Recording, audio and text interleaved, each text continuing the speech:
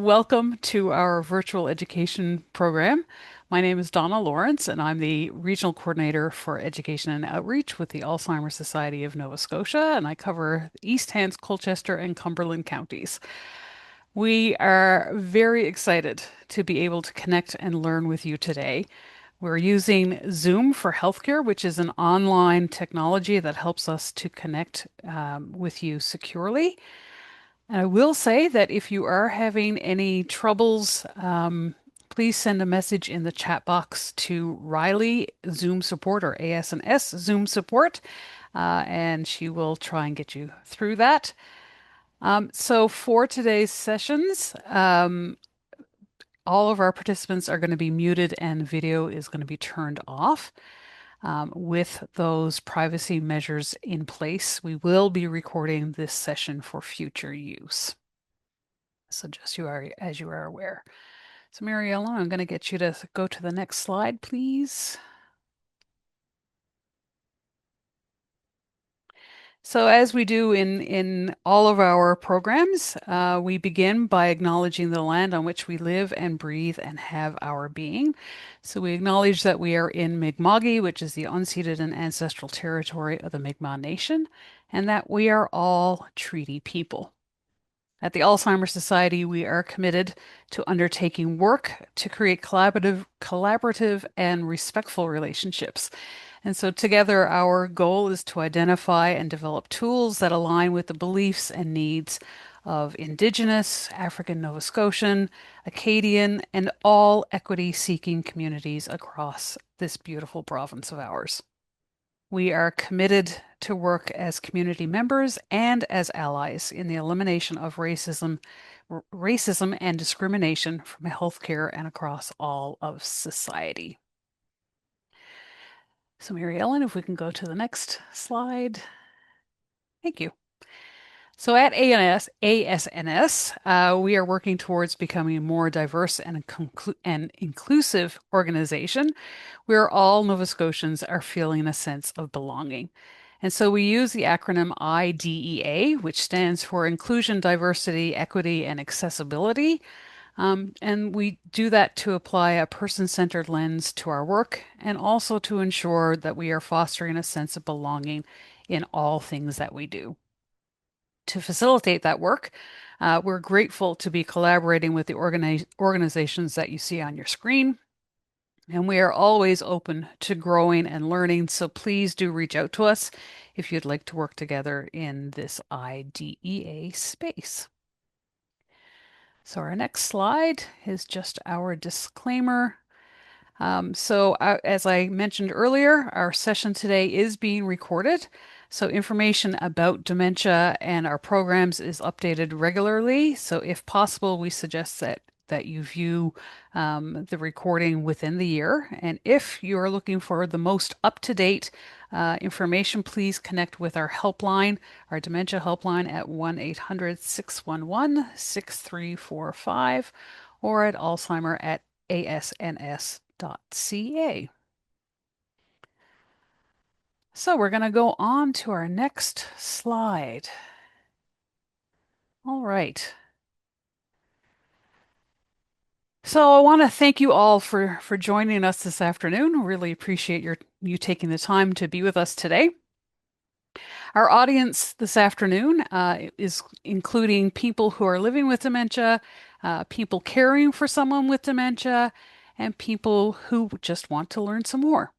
So our presentation today is going to be about 35 minutes, and then we're going to have about 15 minutes after for question and answers.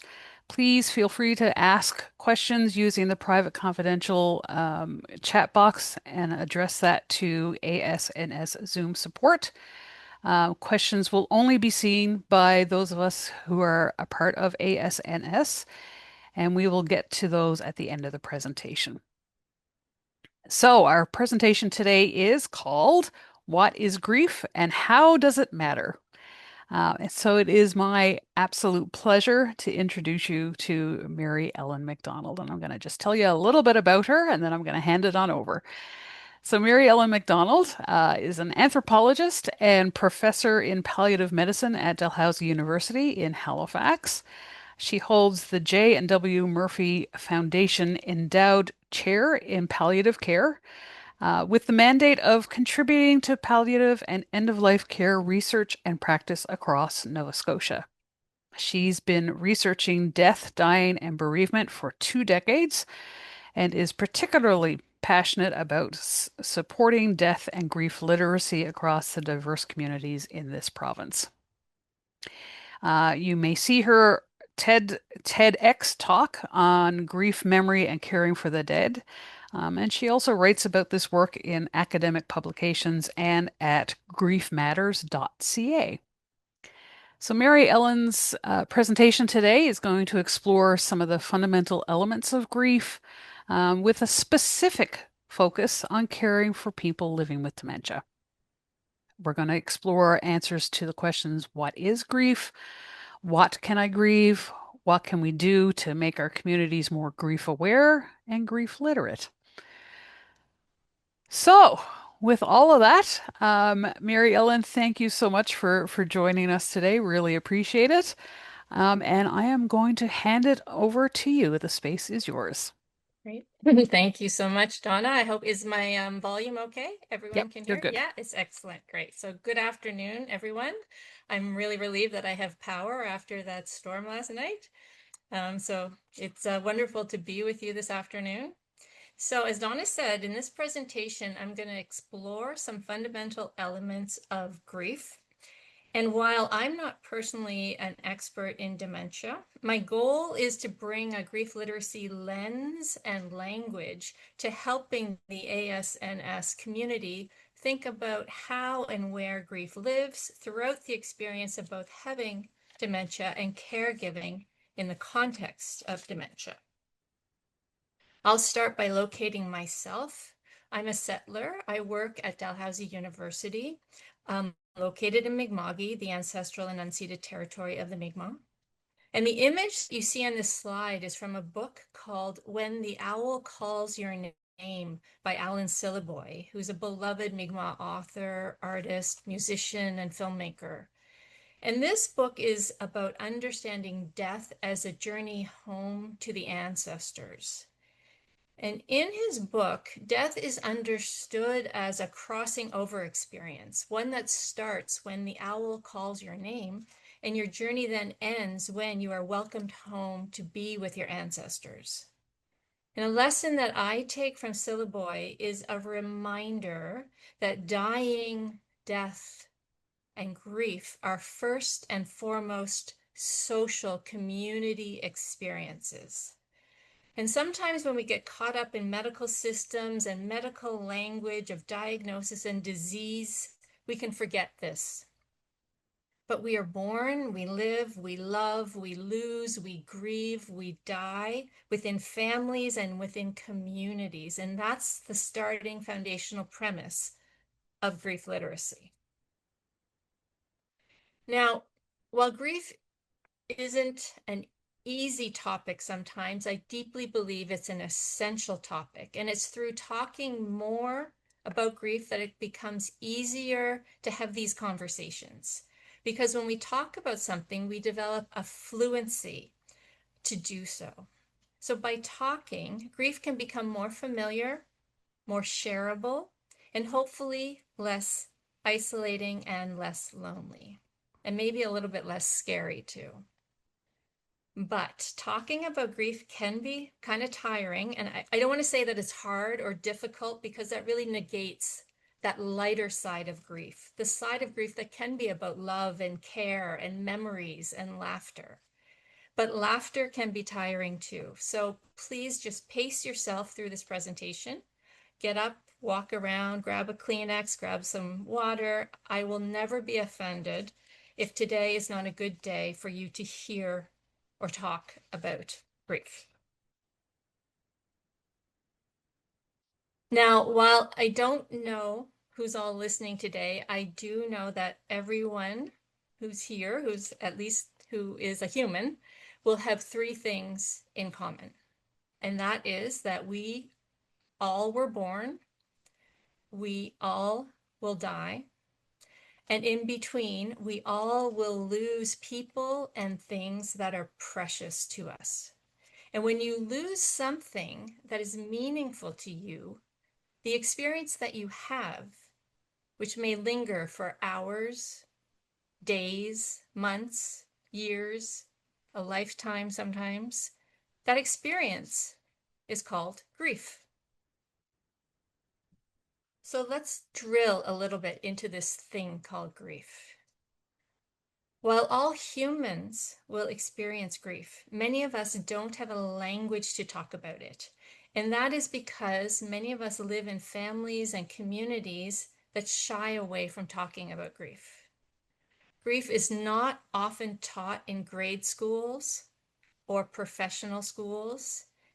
Even healthcare providers don't get much exposure to grief education. And it's not even talked about much in our faith communities either. So without a language, it can be even hard to recognize grief in ourselves or in the people we care about, even when we are in the middle of grieving.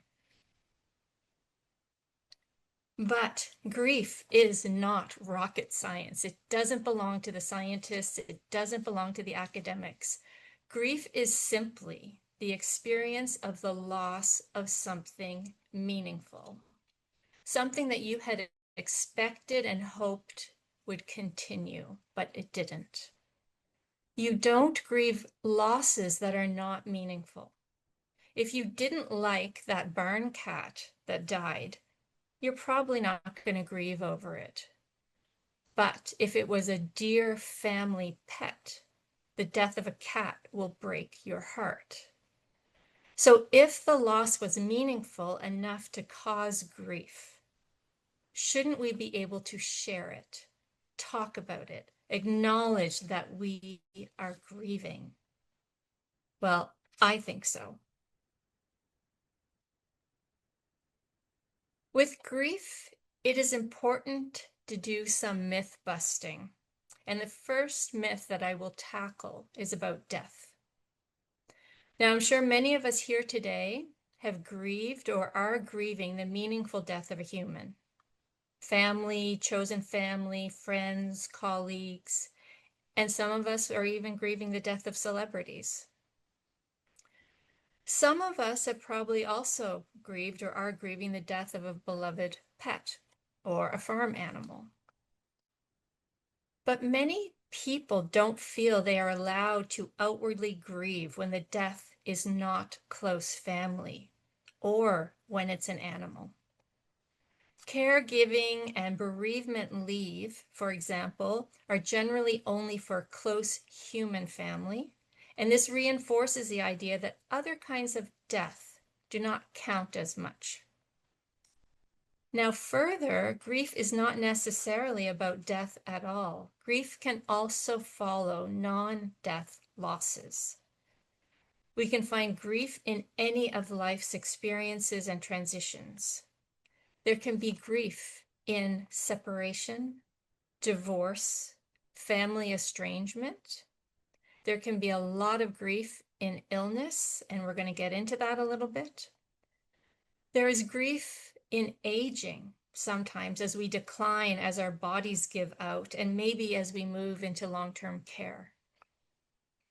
There can be grief in migrating away from a homeland. Many people right now are also grieving climate change and what it means for their own lives and for future generations. And all of this grief matters. A key message of grief literacy is that what counts as loss, that is, what is grievable, is up to each individual and no one else. Each of us has to determine what counts as loss and if it was meaningful or not. It's not up to anyone else to tell me what I can or what I will grieve. It's the griever who decides if the death of that barn cat was meaningful. They determine if they will grieve it, not me, not you, not anyone else. So we should never judge what a person chooses to grieve or not to grieve. Judging will not help you understand or support your own grief or anyone else's. Now, another myth I want to tackle is that loss is singular. So, for example, grieving a spouse is not simply grieving that person. Loss is more complex than that, and each loss can compound with other losses. So let's use the example of a spouse who is ill, perhaps has died. So maybe your spouse was also your best friend. And so now that they are sick or have died, you might be now grieving also the loss of a friend. Many people live the experience of being a spouse as a core part of their identity. So with a death, you might be losing a big piece of who you are. Are you still a wife now that your partner has died? Relationships can also contain a hoped for future. With diagnosis and illness, this future is put in jeopardy and may be completely lost.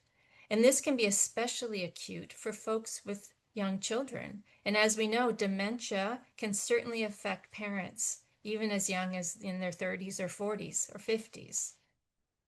Older adults also can lose hoped for futures, such as their plans for retirement, plans for grandparenting.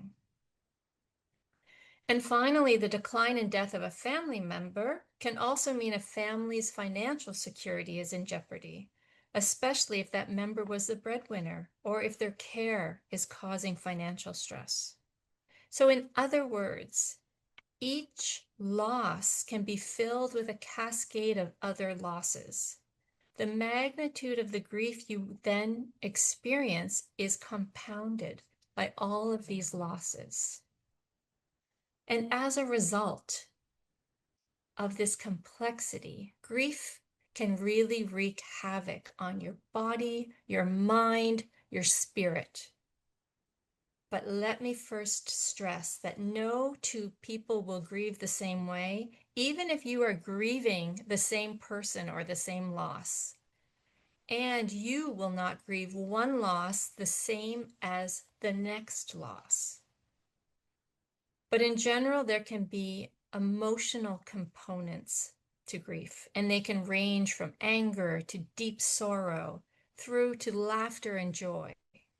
There can be both sadness and joy in grief. And grief can also have a physical component. Many people will have trouble sleeping when they're grieving. Many feel literally weighed down, as in this image. They're weighed down. Grief can be physically heavy. It can affect your concentration. So sometimes grievers should not be driving. It can upset your stomach. It can make your bones ache. It can give you a headache. You might have jaw pain if you're clenching your teeth. Grief can also deeply affect our spiritual lives, as some will grapple with their higher power and, for example, wonder about God's role in our suffering. So, grief can affect many components of our life. And with a lack of energy, with our mood swings, with all of the sadness, it can be really hard to then want to go out in public, especially when that public does not understand or validate what we're going through and how we're going through it. And as a result, grievers often isolate themselves. And this just compounds the loneliness that is already a huge part of the grief experience. And that is why we can say, and we should frame grief as a public health issue, because grief affects our well-being. Grievers sometimes eat really badly. They might stop brushing their teeth as often as they should. They might stop going out in public, like I just said. They might stop going to the gym, stop walking the dog, stop going to the grocery store because they don't want to bump into people who might be trying to cheer them up and thereby completely misunderstanding what they need. So grief can be the reason why people end up isolated and lonely and unwell, emotionally, physically, and spiritually. And given this audience today, we can think about how grief can be inherent in the experience of illness, and especially in dementia-related illnesses. And this is true both for the person with the diagnosis and for their caregivers.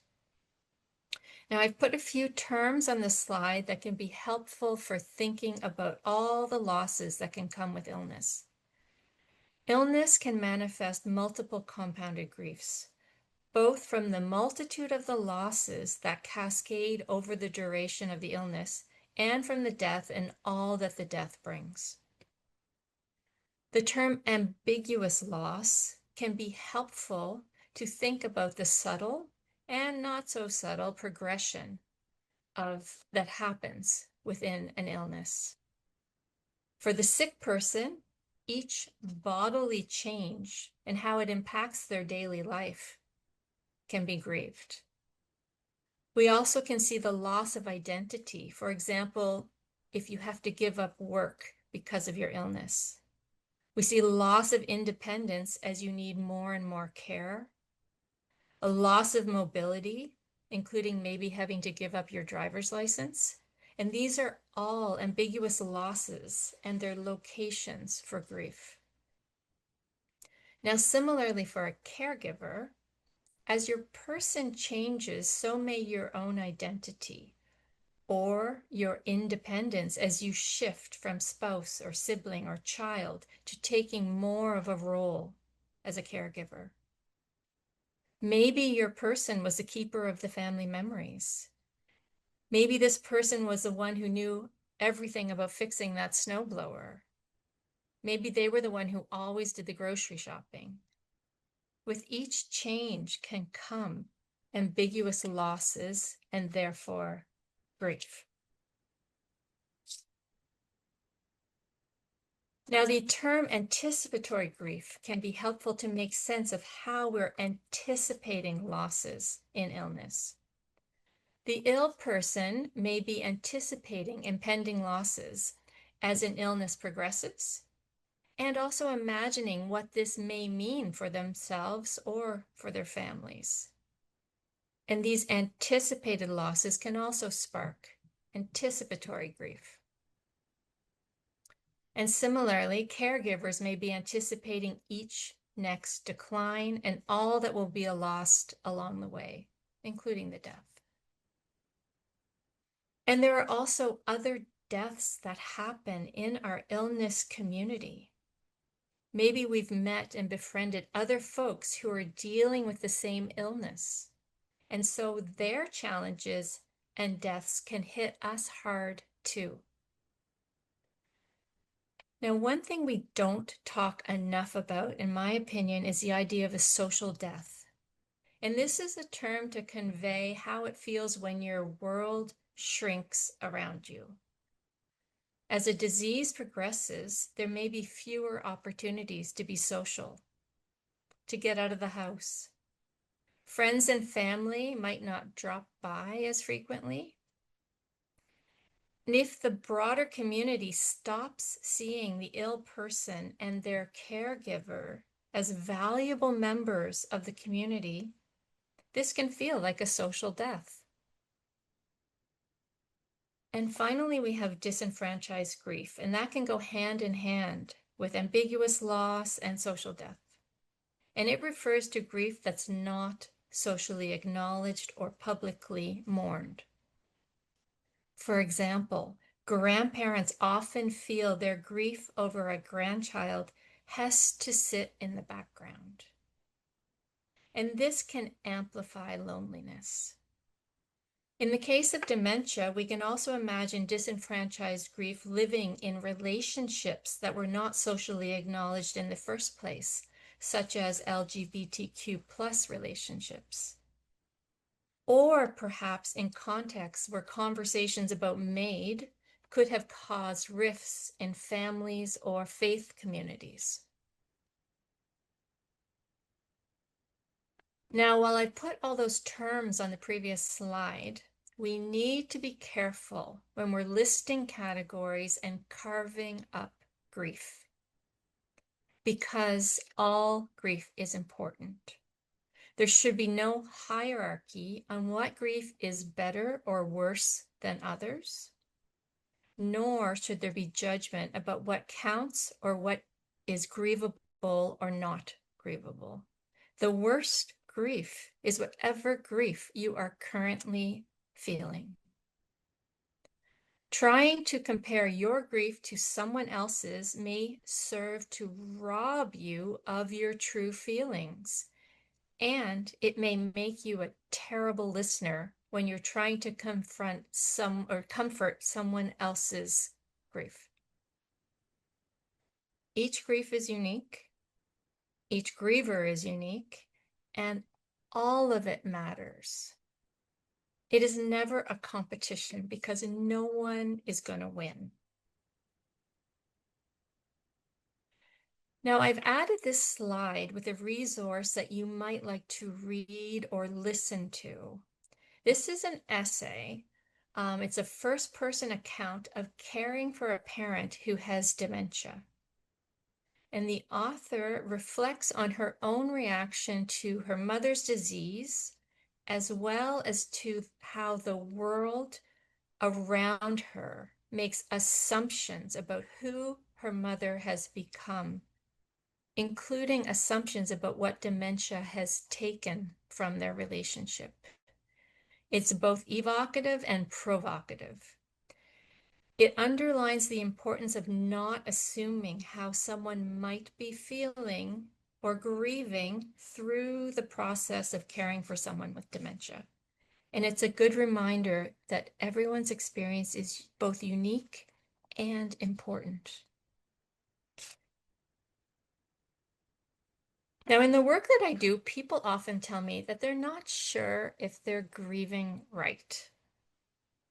So another myth that I want to challenge today is that there's a right way to grieve or a wrong way to grieve. I met a woman whose husband died after a long illness, and she was fairly stoic in how she spoke to me about him, but also she was candid and she said, "I'm not really sure that I ever grieved his death." And then she proceeded to tell me how she had taken all his baseball t-shirts, sweaters, hoodies, and baseball hats, because he was a big baseball fan.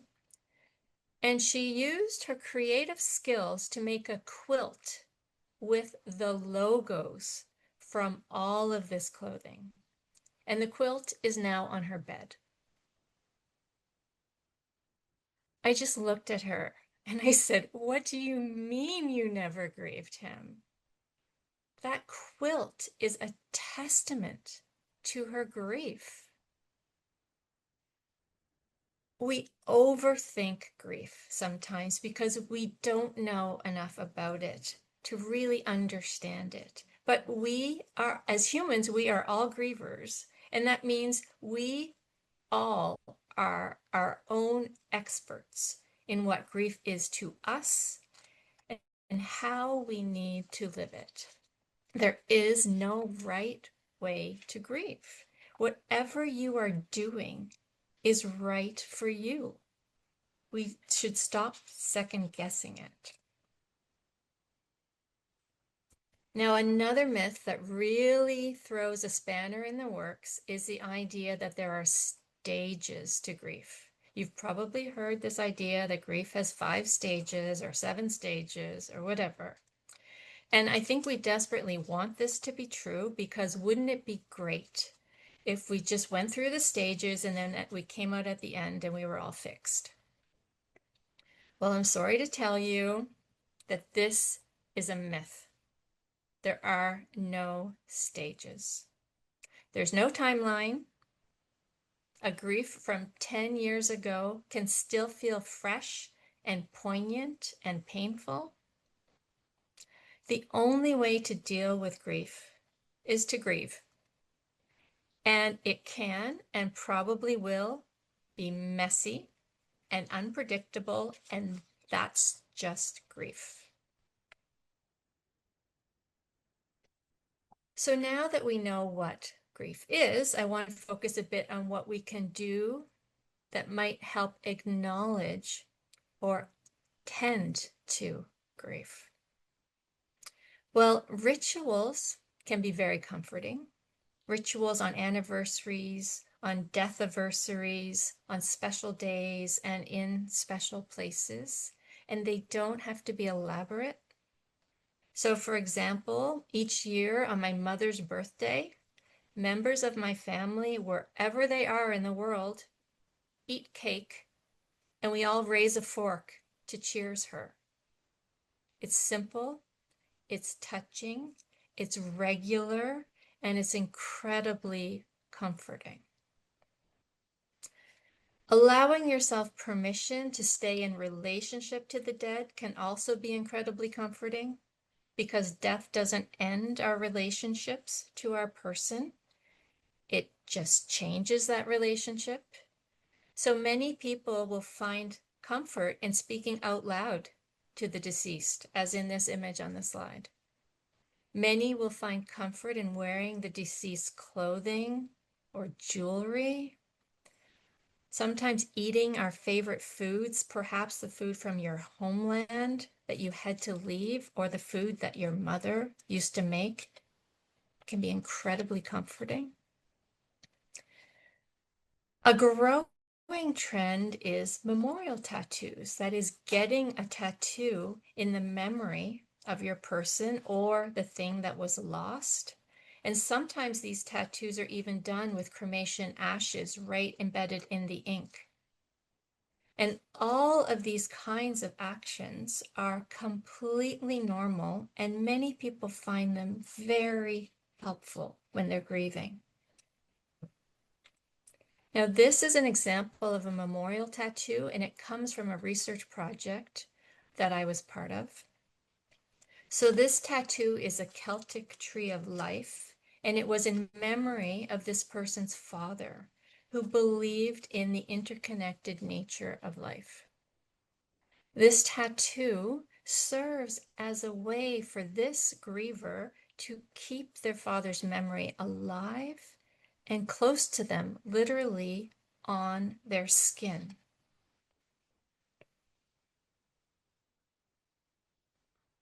And now I want to finish by thinking about what we all can do to make our communities more attuned to grief. I don't know what to say is a common reaction when standing facing someone else's grief. And it becomes an excuse to say nothing. We worry about saying the wrong thing, and so we often default to silence, saying nothing, or to stock phrases like, "I'm sorry for your loss." But saying something is generally much better than saying nothing at all.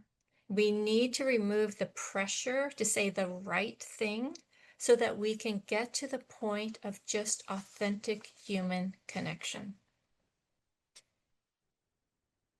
Now, this table provides a few tips about how you can show up for grievers. You can start by acknowledging the loss, and you can do that by actually saying the person's name. I heard about Hannah's death. I heard about Mohammed's illness. We need to speak these words from the heart and not with hallmark phrases. Something more genuine like, "I'm so sorry you're going through this," is always going to be much better than "my condolences." Grief is not a problem to be fixed, and so we shouldn't try to solve it. We just need to be present and to listen attentively, openly, acknowledging what the person is saying and what they want to share with us. We shouldn't expect grievers to know what they need.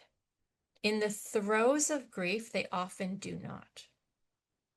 So instead of saying, well, let me know what I can do, we can offer something concrete. Something like, well, I'm making soup this afternoon. Can I bring you some for dinner? I'm going to Costco on Saturday. Do you need anything? The oranges are great right now. Something just that takes the burden off of them for having to come up with something so that you can help them. We also need to respect their pace and where they're at. Some people will want to talk, others won't be ready to talk. We need to follow their lead, but it's really important that we need to keep checking in. And this includes on difficult anniversaries, year after year. So in closing, I'd like to invite you to learn more about our nonprofit organization, griefmatters.ca. We have a newsletter, monthly newsletter, blogs, cartoons, and a calendar of virtual and in-person activities happening right across the country. And with that, I'd like to thank you and open the floor for questions and discussion. Mary Ellen, thank you so much. That was perfect. Just a great introduction to grief and understanding what grief is and how it matters. How it matters for sure, for Yes, sure. So thank you for that. yes, Um, yes. are there questions from folks? I do see a couple. So the first one is, when should I look for professional help in grief? And then there's a second part to that. How do I know if I'm depressed or just grieving? Those are just grieving, as if just grieving isn't enough. Like, let's just add that, a depressed or just grieving. Well, let me just start by saying just grieving is already huge. So, Absolutely. and there can be kind of elements of that feeling of being very, very down, um, if you are deep in grief. So it kind of it's hard to disentangle, and I'll just also preface this by saying I am not a clinician, so I'm not going to be able to I don't diagnose depression. I can certainly recognize grief. Um, I think feeling when you're not feeling supported in your grief, that's when you might need to reach out to find some support. Sometimes people feel like the first kind of place to go is to that medical place or that psychological place or the professional place. And sometimes that's really important. However, there's also lots and lots of amazing peer-to-peer kinds of resources in churches and community organizations that are less professionalized, and it's more about people who have been there, who have some wisdom, who have gained some wisdom and perspective because they've gone through it themselves. And that is often enough.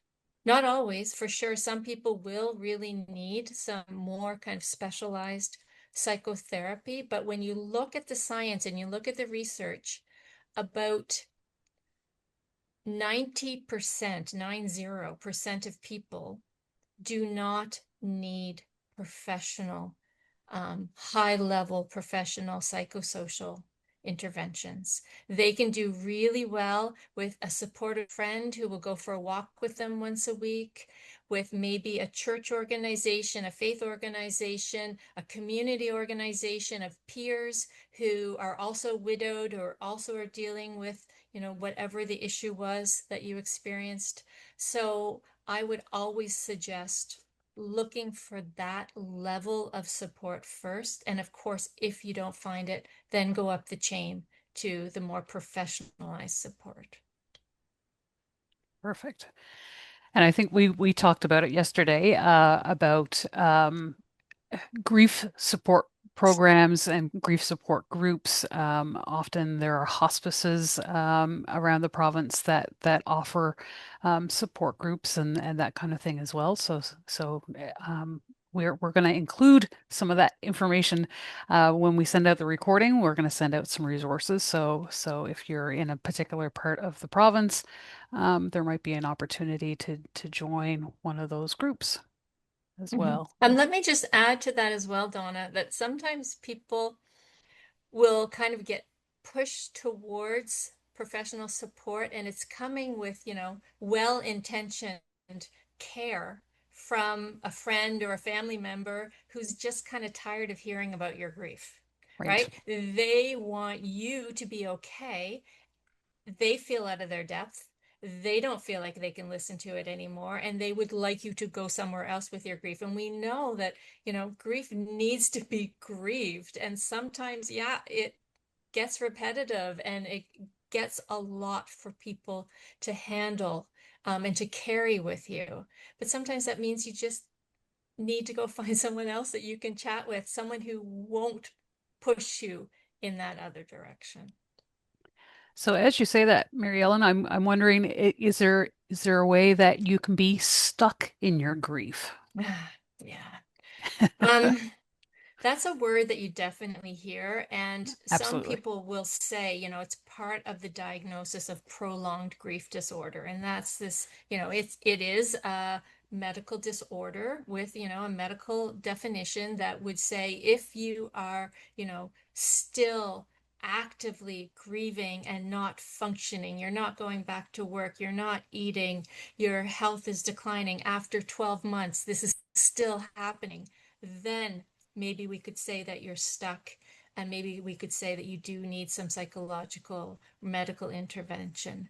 At the same time, I mean, if you're grieving something that's really meaningful, it certainly can take 12 months. It could take, you know, 2 years, it could take 10 years. It's hard, right? That doesn't Absolutely. mean that you're necessarily stuck.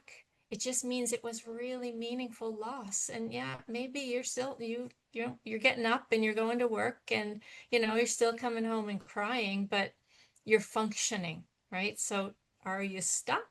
I don't know. Maybe it's just you're just marking that something was really meaningful and you lost it. Absolutely. Yeah. Thank you for that.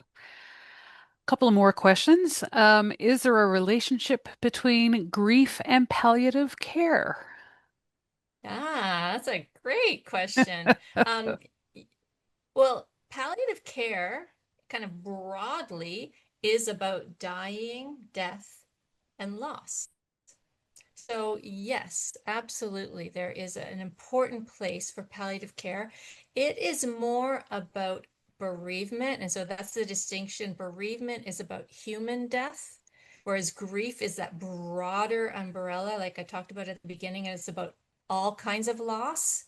So, migration loss and the grief that would come from migration wouldn't be an issue for palliative care, but the death of a human, especially who has gone through an illness, you could have the anticipatory grief as that person is being kind of diagnosed with, I'll give the example of cancer and is entering into palliative care and is heading towards end of life.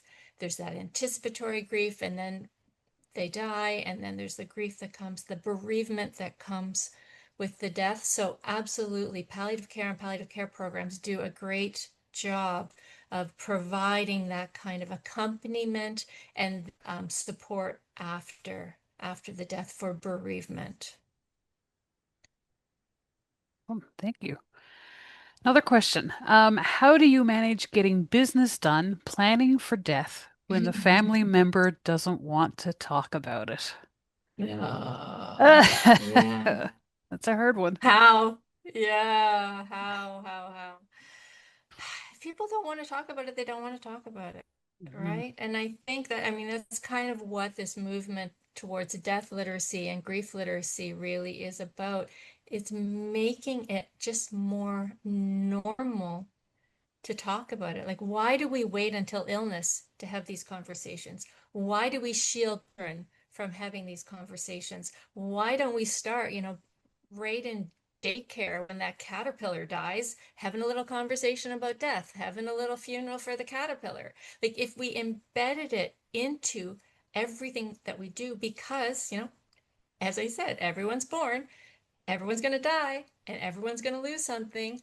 So let's just acknowledge that, integrate it so that we have a fluency and it's easier to have those conversations so that we don't get stuck, with that exact example.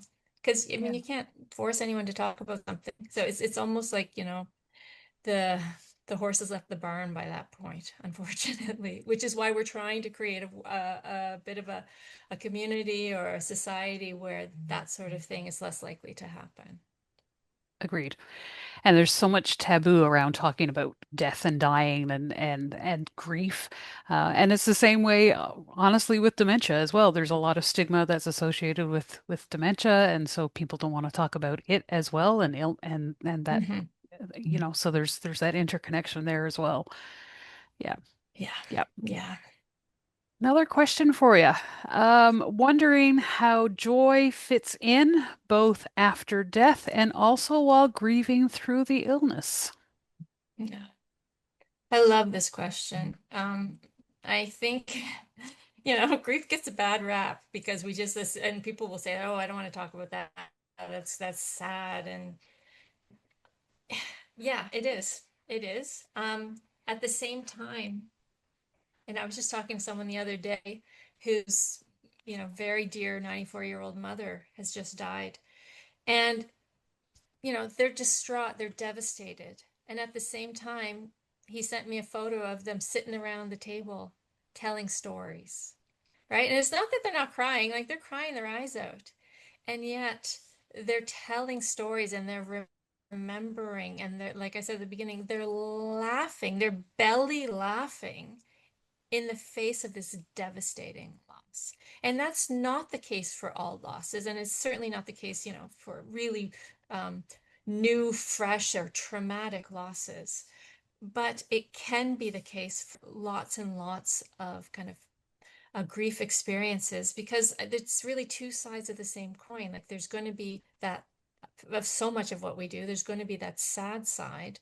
And then on the other side, there's going to be this opportunity for memory or for reflection or for thinking about future or for thinking about something else. So it's really this kind of two sides of the same coin. And I think it's incredibly important to hold both of those as a possibility when we're talking about grief. Absolutely. I actually just saw on social media a little while ago, and it's two dots. One is called grief and one is called joy, and they're holding hands together. And so Oh, it just they go hand in hand. Grief and joy yeah, go hand in yeah, hand. And yeah, yeah. recognizing that. Yeah, and I think it Oh, goes back to that idea of it's a meaningful loss, and anything that was meaningful has probably had some really beautiful reasons why it was meaningful, right? So it's absolutely. it's embedded in that meaning can be joy, and like not always, not always. I don't want to, simplify it, like for sure, but Yep. it can definitely be there if you look for it. Yeah. Yeah, for sure. Another question. Are there death literacy programs and initiatives in Nova Scotia?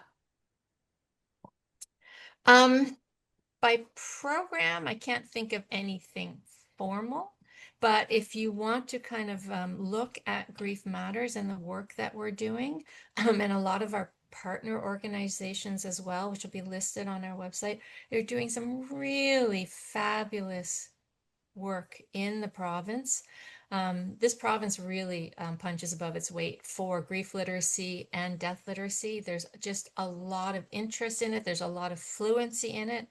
Unfortunately, partly because we've had some, serious tragedies in the province, but also because we come from a province of, people who work on the water, who work in industries that are dangerous, who are living, difficult lives. And so death is around us. It's, come from a farming background, you're going to be, death is palpable. You're going to see it all the time, right? So I think partly because of that and that history, we have a certain fluency in the province to talk about these things. But I also think that Nova Scotians, at least kind of trending forward, are really open to talking about and raising the death literacy and grief literacy. So no, I can't really point you to a specific program, but certainly if you want to follow up with me or follow up with Grief Matters, then or look on our website at our partners. There's a lot of really great work happening here in the province. Absolutely is. Yep, for sure. One more question. What is the Okay. relationship between grief and humor? The relationship between grief and humor. I think it comes back to this. I mean, some people would say, well, there's kind of that the darker humor that some people use just to get through hard times, and that certainly can be part of it, and that kind of on your own sense of humor and your own sensibilities and what works for you and what doesn't. So there's kind of that element. That's not everyone's comfortable with that though. But there's also, this idea of laughter, and it goes back to that joy piece that if you can laugh at yourself and you can laugh at your family and you can laugh at your friends, then you're definitely going to be laughing in grief as you're sitting around the table with whatever beverage you have in front of you, telling those stories, right? There's going to be laughter. There's going to be tears of devastation and tears of laughter. Agreed. Yeah. Yeah. And it's so important to share those stories and retell those stories. Yeah. That keeps a person's memory alive. And just even if the person hasn't died and you're grieving Hmm. other things, those Hmm. storytelling is still a really important part of the grief process for sure. Yeah. Yeah. Yeah. Yeah. Well, that is it for questions. So I just want to thank everybody for coming and being a part of this today, and for interacting.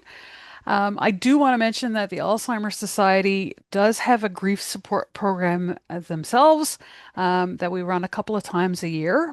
And so if anyone is interested in that program, you can find out more information on our website, and we're going to include some resources around that when we send out the recording.